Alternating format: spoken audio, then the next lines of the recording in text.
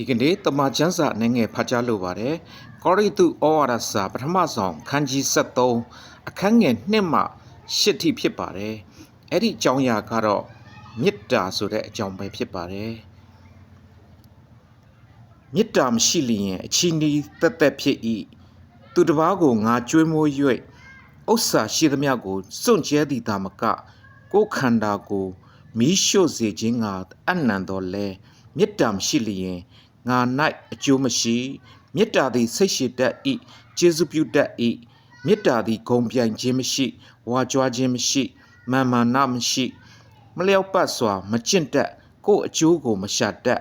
ဒေါသအမျက်မထွက်တတ်အပြစ်ရှိသည်ဟုမထင်တတ်မတရားသောအမှု၌ဝမ်းမြောက်ခြင်းမရှိတတ်တမန်တရား၌ဝမ်းမြောက်တတ်၏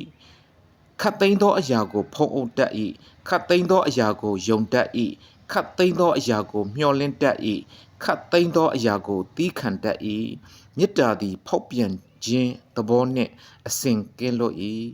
ဖတ်ကြားသောနှုတ်ကပတ်တော်အားဖြင့်အယောက်စီတာကိုဖျားရှင်ကောင်းချီးပေးပါစေ